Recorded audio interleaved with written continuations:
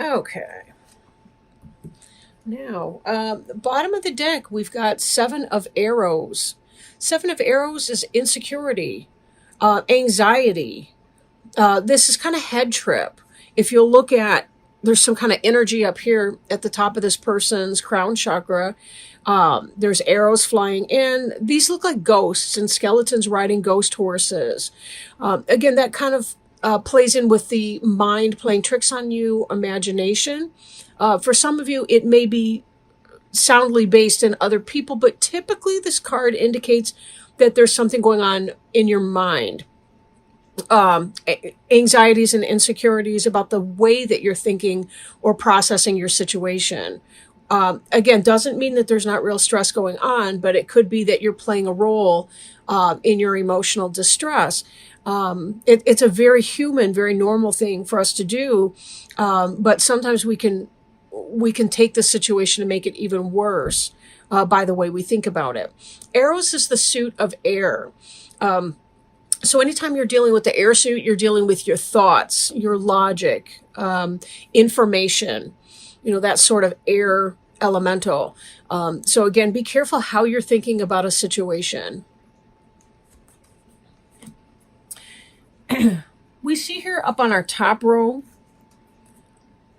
we see responsibility, we see burden, we see issue, right? Having to do with the daily grind, the struggle of your day-to-day reality. This is a heavy burden. Typically, it relates to the hearth fires. It relates to the home. You see kind of the teepee here. This person's back is bent, but they're walking towards that. The responsibilities that you're taking on are because you're trying to take care of your home and your family life. Now, 10 indicates a sense of completion. So it could be that these are behind you. In the position it's in, it's kind of moving towards the past tense, but it's been something that's been on your mind. You've been focusing on your responsibilities because you've had a lot of things going on. With this card, there's also a sense, I shouldn't have put this stuff in the plants, I suppose, but it's whatever. I'm trying to use my light in this room better. It's not really working out all that well, but I can't do the lamp and the space heater at the same time, and it's freezing up here. Anyhow, we've got the Strength card. Strength is related to the Leo suit. Doesn't have to specifically be a Leo, but this is about strength of inner character. So you've been coming from this period of time where you've been feeling burdened and having a lot of responsibility. There may be other options for you in how you're dealing, tapping into that internal strength, delegating. Sometimes, knowing which battle to fight is half the battle. You don't have to take on them all. Choose your battles wisely, and that can help you alleviate. I'm also feeling that for a lot of you, you may need to be delegating some of the responsibilities that you otherwise would do yourself. It may be better to ask or allow for your kids, your partner, whoever lives with you, to take on some of those responsibilities. Even if they don't do as well as you would do if you did it, it may not even matter in the long and short of it. People will get better at doing tasks the more practice they have with that. So be careful you're not overburdening yourself to take on somebody else's burdens. And then we see this energy of hearth fire. Again, that theme is mirrored from the responsibility card back here, where we had a sense of hearth fire issue. Strength and Leo, I will note, is associated with the heart chakra. So is the Eight of Wands hearth fire card. That's very much about heart chakra issues. So if you feel that you don't deserve to have your family help you with things, take on additional tasks and chores at home, or other types of responsibilities, that could be because you're having an issue with self-love. So self-love may be very important to examine at this point. You'll note that this cougar here, this mountain lion, is holding what looks like a bowl or a cup. The idea is it's about fulfilling yourself first. Because once you have enough in your cup can runneth over, and you can provide for other people. But if we don't fill our own cup first, we don't have anything for anyone else. And that can create pain and resentment heart chakra issue, pain and resentment, loathing, for those around us, even if we deny how angry we become at them. The denial of anger doesn't mean the absence of anger, and then we can have all kinds of issues. So be very careful that you're paying attention to your own needs as you're moving forward. Don't allow this sense of insecurity here to talk you out of your birthright for happiness. You'll notice that this arrow here, it may be a little bit low of the heart chakra, but it still can be coming in as that. I'm going to have to turn this plant because it's, well, maybe not right now. But anyway, I'm going to have to figure out this plant later. So don't talk yourself into that. Examine the issues of heart. Where have your heart issues come from in the past? Like, where have you learned that your needs and desires don't matter or don't count, or that they have to take a back seat to the needs and demands of everyone else? That all plays into this responsibility card.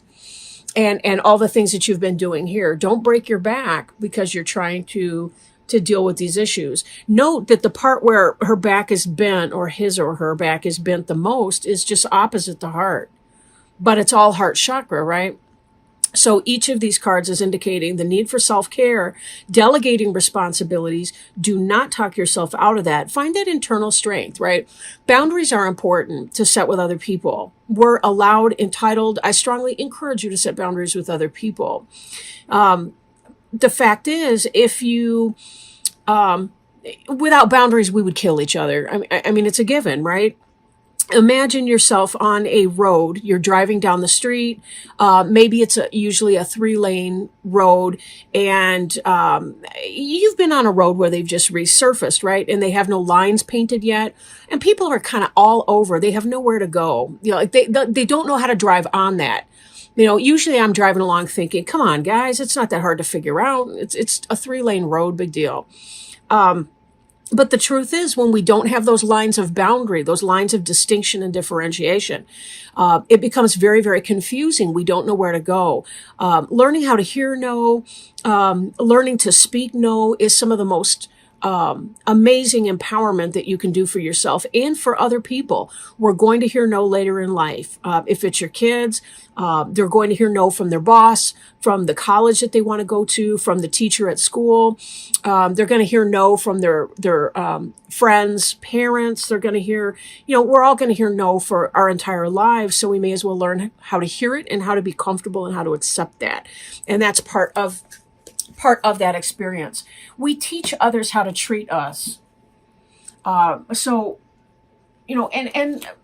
part of the strength card too, and then I'll move on to some of these other cards here. Part of strength is that this isn't an act of physical violence that's going on. It's about, you can be quiet and assertive at the same time. You can hold fast to your no without having to rise to a level of inappropriate. You don't have to yell at people. You don't have to spank your kids. You don't have to do whatever to assert your no in that, right? There can be other ways to do that. Obviously, I can't get into a parental thing right now, but certainly seek assistance if you're not sure how to achieve some of the outcomes that you want, right, with that. Usually it's enough to withhold something that your kid likes or to apply something that they like. Very, very basic behaviorism to encourage participation from the family. But you may have to have some community meetings to figure out what that means. So don't be afraid to come into your power, because when you assert your power, you're modeling strong assertion to other people. It does not mean that you're taking their power away. You're just saying, look, this is where I end and you begin, and you're not allowed to cross over into that line. Oh, okay. Now, for those of you that have been going through your wheel is turning, right? This Wheel of Fortune card here indicates for us that the cycle is turning, that the fates play a hand. These three down here, these three figures are the fates, and they are weaving your future life, right? They have a role in that. You also have a role in your life, in the choices that you make. Just as we teach others how to treat us, sometimes we're not sure how our life is, or we're not positive the larger picture of our life. But we have to kind of look back at our life. We sort of have to look backwards to be able to see where we've been and find out what the direction is to that. And there can be that sense of blindness, like I don't really know where I'm going or what I'm doing. But it's sometimes is easiest when we look back and reflect, and certainly take that time to do that. That's all part of it. Looking and seeing where we've gone, knowing that there's a balance to the things that we do, that there are things that are beyond our control. But this Wheel of Fortune card tends to be about good luck, fate taking a hand. If it's meant for you, it will happen. You will not miss the opportunities that are destined for you. That's what destiny means. Sometimes we can slow a process down, but eventually we will get to our destiny because it's just the way that it's supposed to be. So this is all part of that. But something is taking a hand in it. The fates are taking a hand in your future and what's going to be kind of playing out. Now, this Page of Wands here is called a stoat. A stoat is a mustelid, which is a member of the mink family. They're the musk-producing mammals, like minks and weasels and that sort of thing. Page of Wands is fire. So that can be kind of that Aries, Leo, Sagittarius energy, but it tends to be some kind of passion that's coming into action. For some of you, if we're looking at a career thing, and I do want to bring in our Knight of Wands, which is Fox, this is a progression. Some kind of fate comes into play, and something that you've been feeling passionate about, that you've been wanting to get in motion in the way of either relationship, a new relationship, or it could be a new passionate start in your business, whatever life phase you're in right now. Fate is playing a hand, and you're seeing this develop. From the Page of Wands, the communication that's coming in, some kind of passion that you're putting into action, and the Knight is really the one that's got the energy to make it happen. So this is a progression. This is about something that's manifesting for you that you feel very passionate about, that has your fire energy up. Because again, that's what Wands is all about, fire energy. And Wheel of Fortune indicates that it's fated to happen. You guys have been patiently waiting. If I remember from your last reading that I did, something was delayed coming in. This looks to me exactly as though, I love this plant, but it's grown big, like even in the 2 weeks since the last reading. But anyhow, something that you've been passionate about is coming in. And there's no question about that. Now, the Knight of Wands there, the Fox, kind of looking towards the rear. That to me has to do with the Wheel of Fortune, how we look back on our life and we see the patterns like, oh yeah. So there may be a little bit of that element as well that's coming in. And then interestingly enough, we do have the Queen of Wands, but we'll get into that coming up here in a moment. Three of Cups, joy, celebration, right?